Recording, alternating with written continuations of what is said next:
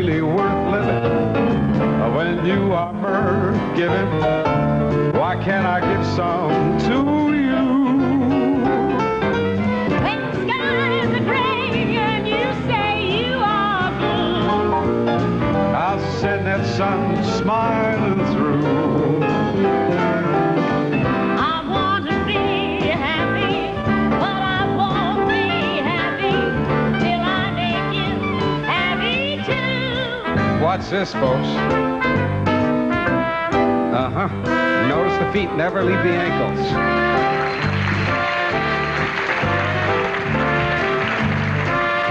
Years of practice really paid off. Listen to those taps.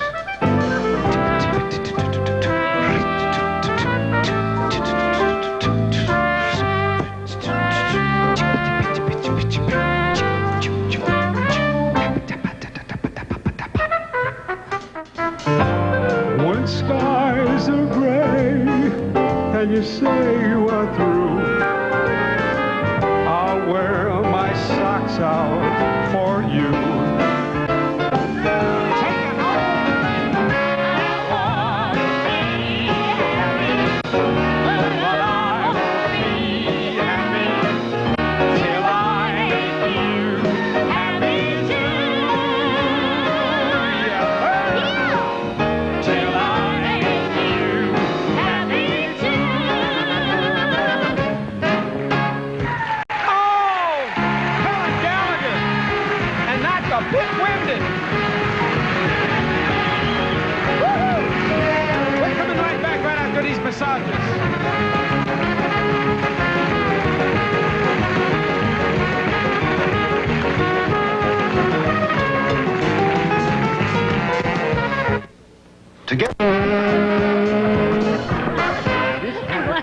This wonderful lady was in a Broadway show and won a Tony Award in a show called No No Nanette. Right. Do you remember that show went to Philadelphia before it went to New definitely. York? They opened in Philly. You did my show, and I saw it, and you guys were just wonderful. Oh, it was a terrific show. Was that fun to do? Because that score, people knew what you were singing about when you sang that score. Oh, yes. But probably the most exciting thing for me was meeting and getting to know and love Ruby Keeler. You know, I mean, she was such an Lovely incredible lady. lady. When she came in that show, she had an entrance down the staircase. And the director kept saying to her, she kept being very uncomfortable about it. And she says, what am I supposed to do down here? And he'd say, trip down the stairs. And she'd say, yes, trip down the stairs. And she said, but what am I supposed to do? And I'd say to her, Ruby, the applause will cover your entrance. Oh, yes, that's what everybody tells me. And she That's what didn't Ruby- think it, she didn't believe it? Saturday afternoon when we opened in Boston, the applause was so tumultuous, the tears started to well up in her eyes. I had turned my back to the audience because I was crying. I mean, it was just to see that kind of humility on somebody, you know, after they'd been off the stage for so Sweet long. Oh, lady. dear. I've heard the show many times. You have a reputation of being a great ad-libber. I'm talking about on stage. When you're not supposed to ad-lib, when you're waiting for somebody to say a certain line to you, this is when ad-libs. Did it ever get you in trouble, ad-libbing? Tell the truth. Well, no, not really in trouble. It usually gets you out of trouble. Did you ad-lib during the show ever? Oh, sure. I can remember in Nanette, as a matter of fact, we were on stage in the second act, and the three girls were supposed to come in. I ad-libbed off stage because I walked right off stage into the house, and I said, get your on stage. And they came in. They keep leaving those blank spaces all the time. But you walked off, and they told you to get... Well, I had to walk off. I had to walk off to get the three girls because they were chitter-chattering off stage. So I walked into the house and got them to come and back off. I gotcha. That's kind of ad-lib that pays off. I should say. Do you ever remember turning to someone whom you're waiting to deliver a line, and they've got that look that says tilt on each eyeball, and you know yes. that they have forgotten where they are, the town, the they've show, gone to everything. sleep. They're giving you this.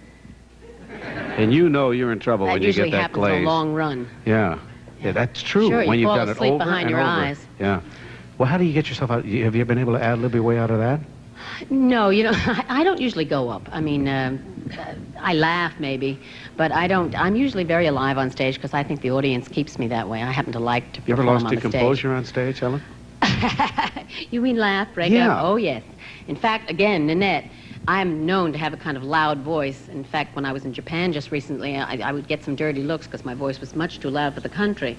And and everybody else there talks like that. At least the women do anyway. And my voice came out like that, and they really hated me. But anyway, not true.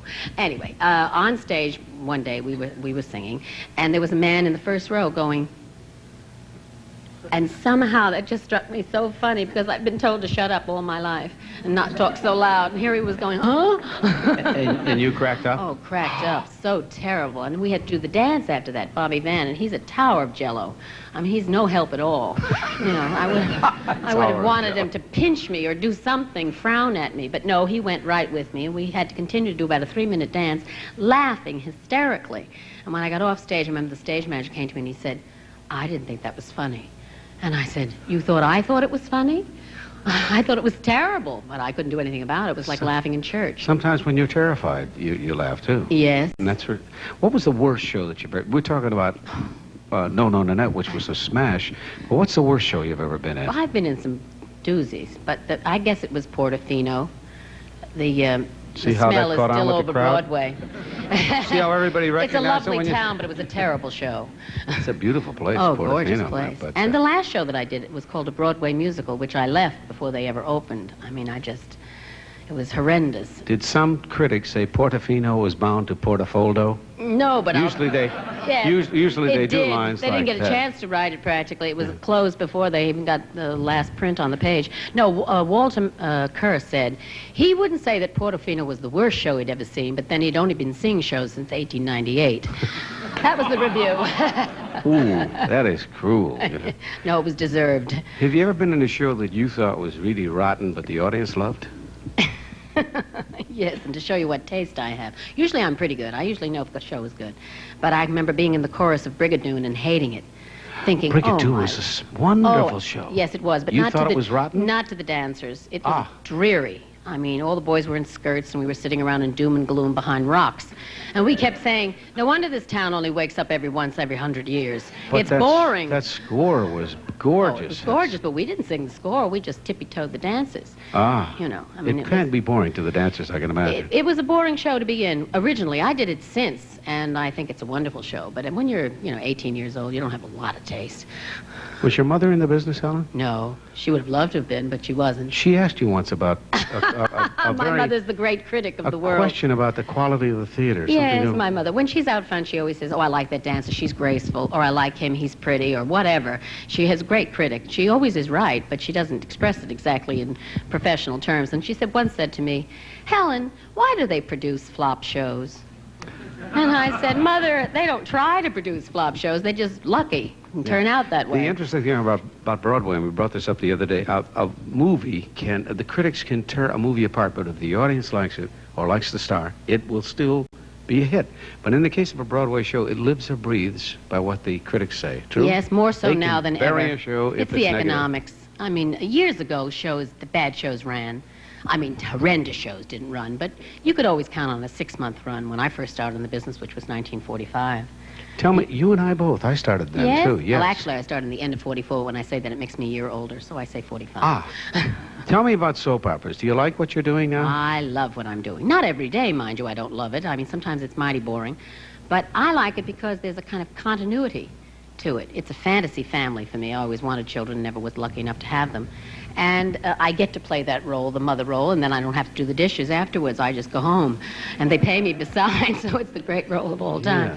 And it's Irish, and I feel very strongly about the part. Yeah, and with a name like Gallagher. Yes, certainly. right. And she's a good lady. I mean, she's got a good mind, and she pitches in and helps. But and you don't works. have the kind of role with these women that are doing, a lot of things around what they should be doing. Oh, I no, mean, no, no. You know what I'm Maeve getting is at. true blue. Oh, No, wonderful. absolutely. I don't approve of any monkeying around. So Not you for don't my ha- children, though they do it. Oh, your kids do it Yes, on the they give show? me terrible grief. Yeah. Terrible grief. But then, of course, if they didn't, we wouldn't have a show. I love to ask people who play those kinds of roles on television, what's happened to you lately?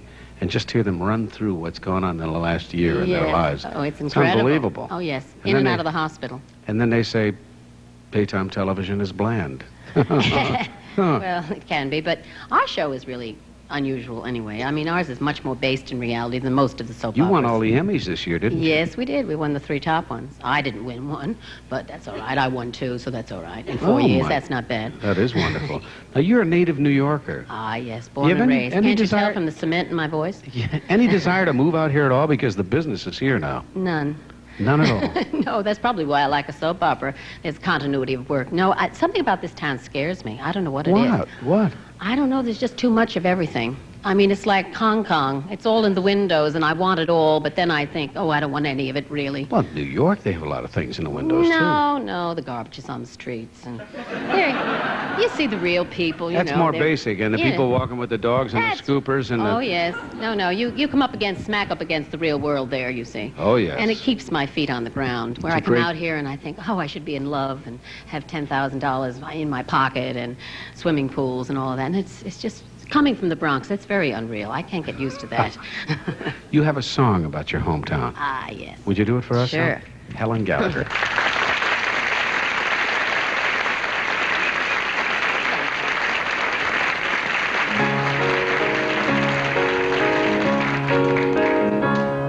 I happen to like New York.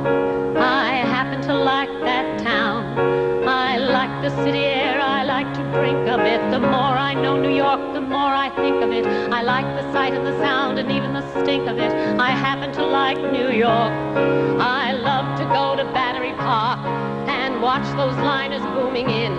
I often ask myself, why should it be that they should come so far from across the sea? I suppose it's because they all agree with me. They happen to like New York. Last Sunday afternoon, I took a trip to Hackensack, and after I gave Hackensack the once over, I took the next train back.